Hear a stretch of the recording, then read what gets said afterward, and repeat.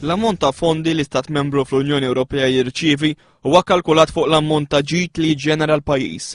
Issa li daħlu pajjiżi ġodda bħal Rumanija u l-Bulgarija, Malta mhux sar tibqa' tingħata l-ikbar ammont ta' għajnuna kif ikkonferma b'mod ċar il-Kummissarju Ewropew Johannes Hahn innifsu.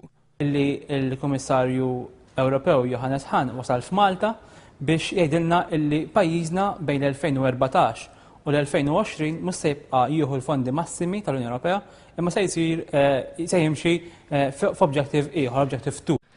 Fit-trattat ta' sħubija mniżżel li jekk Malta titlef l-Objective 1 status tkun tista' titlob li Għawdex ikun analizzat bħala reġjun għalih u l-ogħla ammont ta' fondi għal Għawdex ma jintilfux. Iżda l-Gvern għadu ma talabx il-Kummissjoni Ewropea tagħmel ir-rapport neċessarju biex ikunu salvati dawn il-fondi għal Għawdex minkejja in-negozjati għal baġitta bejn l-2014 u l-2020 diġà bdew. Mistoqsi fil-Parlament mid-deputat Laburista George Vella, il-Prim Ministru Lorenz Gonzi qal li l-Gvern kien għadu se jagħmel it-talba biex isir dan ir-rapport.